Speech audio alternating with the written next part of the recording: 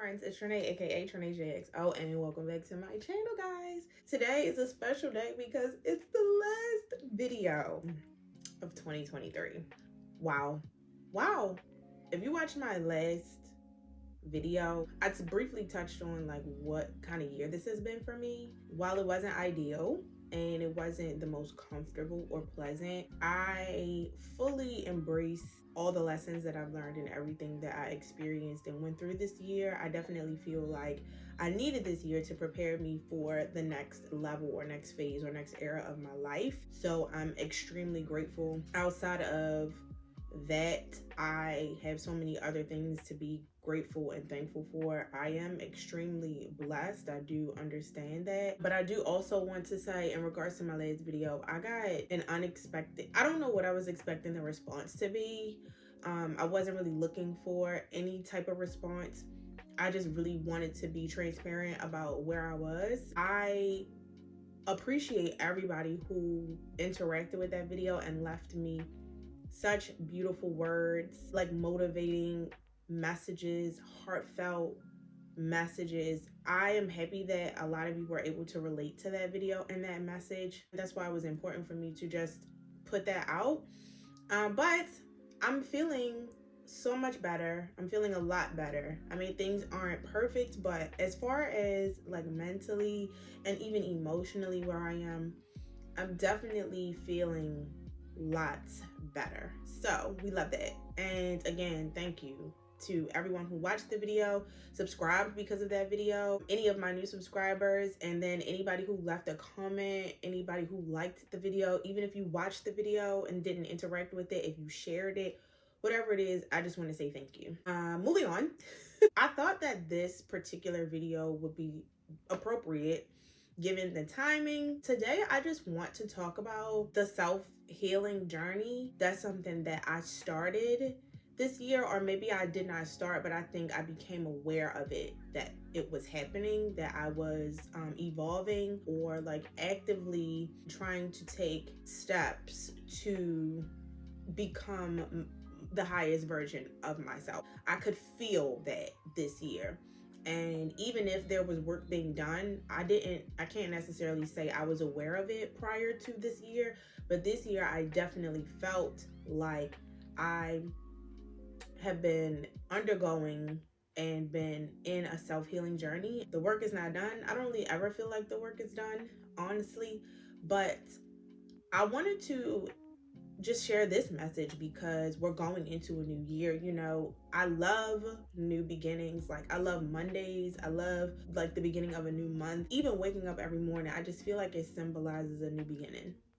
No matter what happened the day before, when you wake up the next day, it's a fresh start. I know everybody is like taking their little notes of like how to be their best selves and like how to upgrade your finances and doing like a life reset or rebranding, or you know, just all the things that we do when it's the end of a year, when a new year is starting. And it's very exciting, I will say that. But just along with that, I wanted to share my little tidbits to help you in your journey. And if anybody is like me and partaking in like their self-healing journey, I wanted to share the things that I have adopted and have been doing and will continue to do along the way. So if you want to hear the things that I have been doing and will continue to do along my self-healing journey, because you also would like to get started on your self-healing journey, but maybe you don't know where to start, then yeah, just keep watching. The first thing that I started doing on my self-healing journey was journaling consistently. Over the past few months, like 2 months, I would say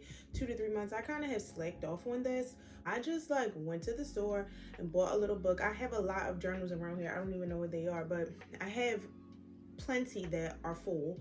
But I started making it a practice, like a daily practice, to journal at the end of the day or in the morning, or both, even some days, depending on how I was feeling. At the end of the day, it was more so just like a dump, just somewhere for me to get all of my thoughts out in my head, or all of my feelings or emotions out. During the day, I usually would write down things like affirmations and also just listing things that I'm grateful for, just to get me in a good mood to take on the day. Even if you don't do it every day, if you are just frustrated with something or happy with something or excited about something or sad about something, just having a space to like get those feelings out is definitely healthy and helpful. Like if you don't necessarily have somebody to confide in, but you still need to get those thoughts out, journaling is a great thing to do. And then sometimes, you may just want to reserve things for yourself and not talk to anybody about certain things. Totally understandable as well. For sure, especially on days when I'm not feeling so great, it 100% helps. 100%. Like I just instantly feel lighter when I'm done. So 10 out of 10 definitely will recommend. The next thing you may need to do as a part of your self-healing journey is going into isolation.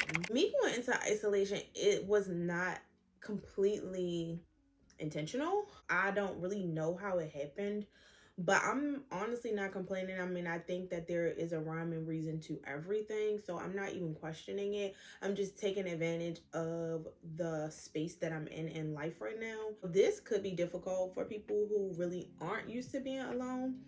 And I understand that, but I think just having that quiet time, getting away from other people, like quiets the noise, and you're able to just think independently and freely without outside voices like interfering with maybe how you feel about things or things that you may want to do or not do. You can give yourself an allotted time frame to really just spend time with self is more what it's about. Being isolated from maybe family or friends helps you to become more self-sufficient and independent in all kinds of ways. I think codependency is something that I have struggled with, especially like emotional codependency. So just being in isolation and having to really only rely on myself, turn inward, and figuring out, like, just me and God, figuring out how I can get out of this space and loving on myself to get out of whatever I'm in or get through whatever I'm going through at the moment. When you get to a point where you start getting comfortable just relying on yourself versus looking to try to rely on other people,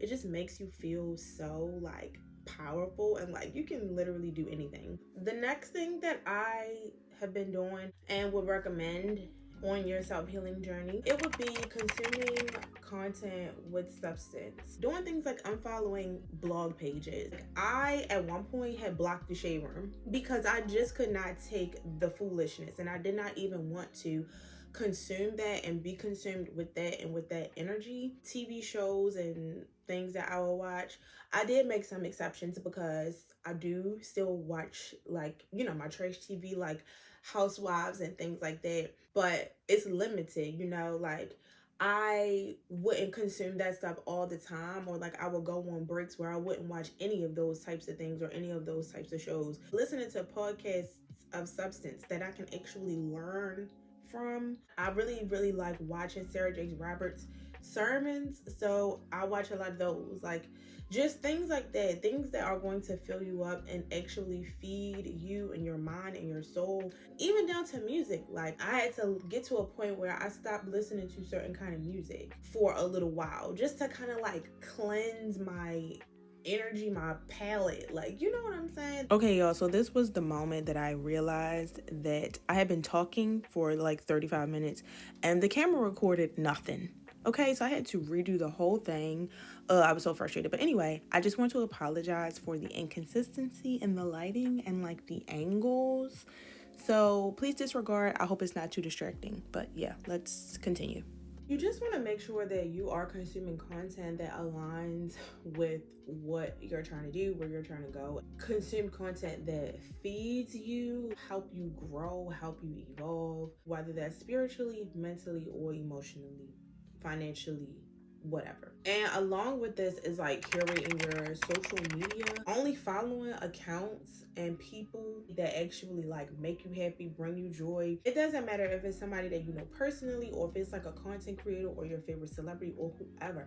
If you follow these people and they make you feel any kind of way, like if they make you feel bad about yourself, you want to unfollow these people. It could be a temporary thing until you get over that. You just want to make sure that your social media feed is things that align with where you're trying to go. I personally unfollow a lot of people. It wasn't personal.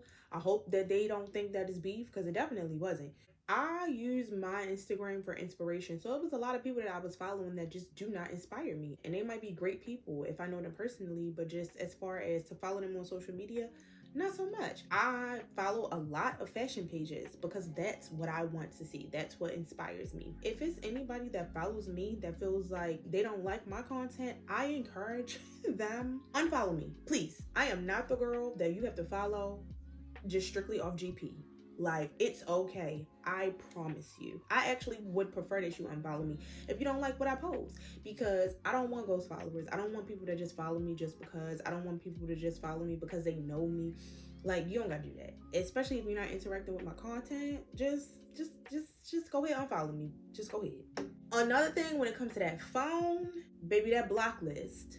Get those invitations ready and go ahead and send them out to that block party. You can block people or you could change your number. One thing about me, I'm famous for, like, my family and friends are over me. Like, people close to me, they are over me because I change my phone number at least once a year. I know they tired of me, and this is a shame that I even know this, but I think you get like 2 times in a year to change your number. One thing about me, baby, I'm gonna use them. And if you need to use them, you should. Sometimes when people be having you up, you gotta leave them there. And the best thing that you can do is remove access, no matter who it is. If you don't want to go as far as changing your number, I understand that might seem a bit extreme to some people, but that's why you have the block button. Don't let anybody guilt you into thinking that blocking them is like a bad thing. Like, for me personally, if I block somebody, it's a boundary I'm setting for myself to protect my own energy. I don't really care what that person is doing. It's just like, this is my way of disengaging. I don't want to be bothered anymore. So I'm just going to block it because I don't want it to throw my energy off. So you can block on your cell phone, block them from calling, block them from texting, block them from emailing, block them on social media, on Instagram, on TikTok, on Twitter. Just block. Whatever you need to block, block. The block button works and it's there for a reason. Use it. Okay? Yeah. The next thing that I would say you need to do is be honest with yourself. This is definitely like one of the more difficult ones because sometimes being honest with yourself can mean you feel embarrassed or you feel shame or you feel guilt or disappointment. All of these emotions are totally normal, but I always say to be honest with yourself about your behavior, about other people's behavior towards you. Anytime you just dishonored yourself, or anytime you broke promises to yourself, hold yourself accountable the same way you would want to hold other people accountable. If you want to correct the behavior, you have to admit that there's a problem that needs to be corrected. Like, you can't fix anything if you don't even acknowledge that it's an issue to begin with, or that it needs to be fixed. And sometimes you just have to have those difficult conversations with yourself. It's necessary to get through and get onto the other side if correcting the behavior and like true self-healing and becoming a better version of yourself is your goal. Another thing that I had to do in terms of like being honest with myself was being honest about old habits, like, and letting go of those old habits. And for me, it was like people pleasing, not having boundaries, and being too forgiving, just having low standards, accepting things that I knew for a fact, especially when it came to like dating, just accepting things that I knew for a fact I should not be. One of the ways that I have worked through that was taking myself out of it and like looking at it from an outside point of view. I would think of it like, if I had a daughter or if I had a little sister, and she was like having low standards or like accepting less than what she deserved, or like being too forgiving and people pleasing and just like not protecting herself, like, how would I handle that situation? What would I say to her? How would I treat her? I would most certainly be disappointed, but I would do everything in my power to instill all the things in her so that she feels filled up and like knows and is confident in the fact that like she does not deserve those things. She deserves better, and she should not accept anything less than what she knows for a fact that she deserves. Helping to raise her self-worth and like self-esteem. Like that's what I would be doing. So I should be doing those things for myself. If it's a daughter or a little sister or something like that, somebody that you love a whole lot, somebody that you want to care for, somebody that you want to protect, and that should be yourself. That's how you should feel about self as well. And when I started looking at it from that perspective, granted, it didn't like fix everything overnight, obviously, but it just helped me to understand better and be like, you know what, yeah, I should be protecting myself more. Another thing that I would say, like if you're on your self-healing journey, and something that I didn't need that much practice in, but it is something that you will need to do, is get comfortable with being alone. So I talked about isolation before, just basically like being able to enjoy your own company. I think so many people realized that they struggled with this, like during the pandemic and like during the lockdown. I don't think people realize how codependent you can become. You cannot always depend on someone all the time, 100% of the time. You just can't. It's unrealistic. There are going to be times where you may need someone and they're just not available. And then it's like, what do you do? That's why it's important to be self-sufficient, self-reliant, because you know that you'll always be there for yourself. Like between you and God, you got it, or between you and your higher power, or even if you don't, whatever you believe in, it's like, you know that you'll always have yourself and you can stand firm and comfortable in that. But it takes practice and getting to know yourself and learning how to be there for yourself. That comes with being alone. You can't learn that if you're with other people and surrounded by other people all the time. When you are alone, there's so much freedom in that, because you don't have to consider anyone else. You can just do your own thing. March should be your own drum, just vibe out, and whatever you want to do, like literally wherever the wind takes you, you can do and enjoy without any distractions or interruptions, and really be present and in the moment. Sometimes I hear people say that they're bored, and I think as an adult, I just feel like, how do you get bored? That's an opportunity for you to date yourself, complete projects, or like start projects that maybe you wanted to, but you never really found the time. Anything that you may have always wanted to do, but never really took the time out to do it. Recently, I feel like, dating yourself has become a thing, especially in today's climate, child, when it comes to the dating pool, baby. Ooh, a lot of people feel like they're just better off dating themselves. And I think some people I know that there are people that are like, how the heck can you just be out and do things alone? I think the easiest thing to do is movie dates. You're really not talking or interacting with anybody at the movies anyway, because you should be watching a movie and being quiet.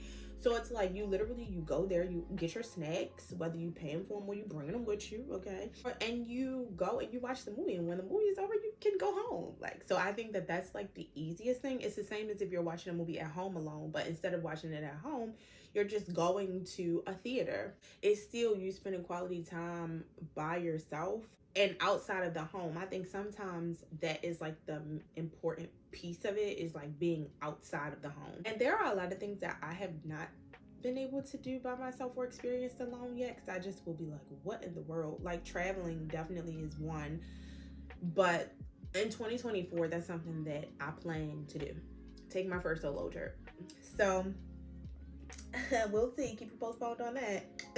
And the more you do it, the more comfortable you become. So yeah, the next thing that I've done when it comes to my self-healing journey is to refocus on myself and like prioritize myself. For a while, I just was not doing it. Like I was saying that I wanted to do things, but like not putting any action behind them. Like YouTube, for one, like really saying that, oh, I want my channel to grow, I want to be a YouTuber, I want to be a full-time content creator, but not really putting in the effort and energy that I needed to. It was because I really was not prioritizing myself. I was prioritizing other things, like how things look, or prioritizing other people, or prioritizing other things in life, like a relationship. Like, baby, one thing about it, I know the girls be saying it a lot, but when you decenter men,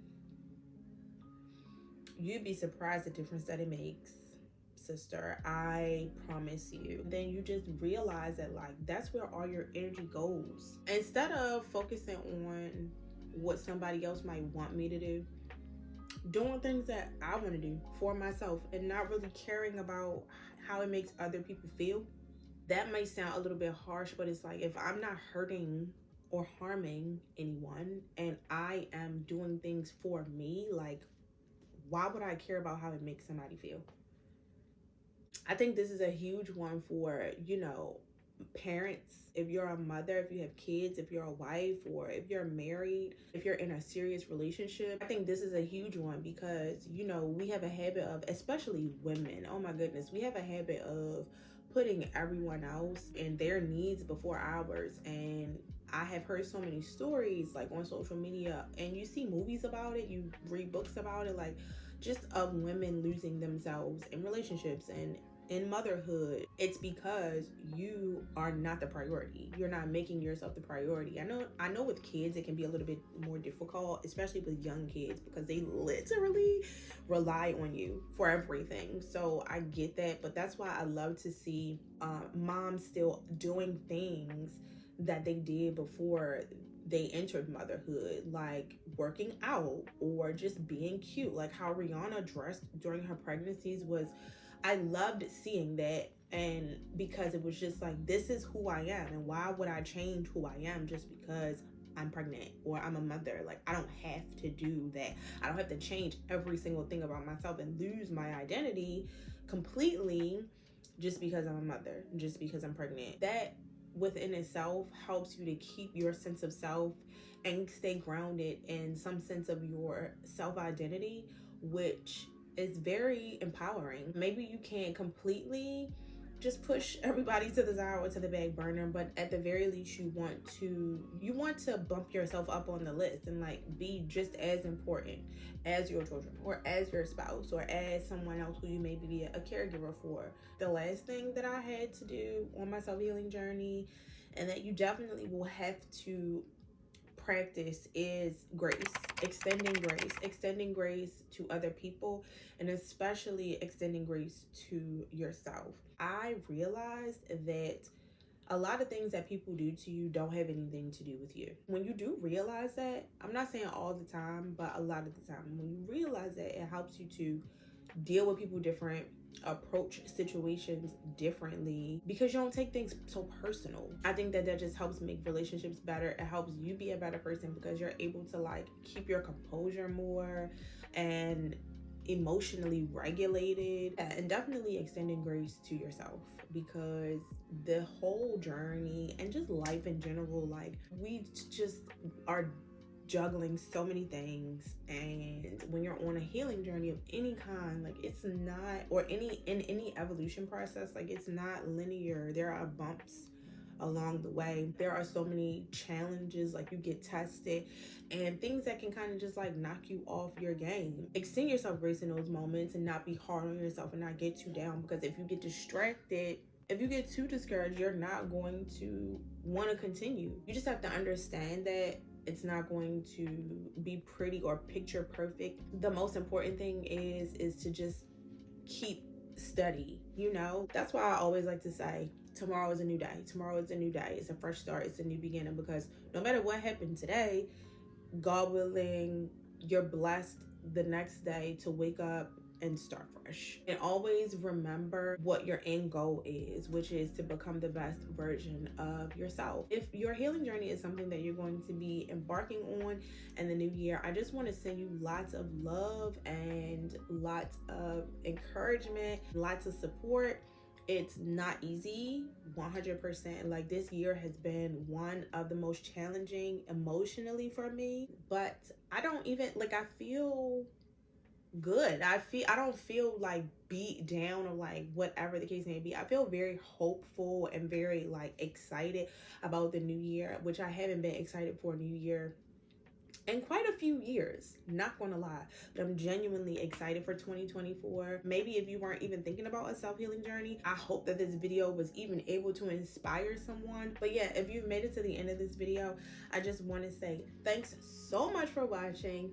Don't forget to hit the thumbs up button and make sure you subscribe to my channel if you have not already. And I just want to say Happy New Year to you all. Our little family is growing, guys. Wherever you celebrate, however you decide to celebrate, I hope that you're safe. I hope that you're happy. I hope that you're healthy. I hope that you're surrounded by genuine love, positive vibes, even if that's with yourself. Okay, it's nothing wrong with that. So yeah, see you guys in 2024, and until next time, babes. Bye.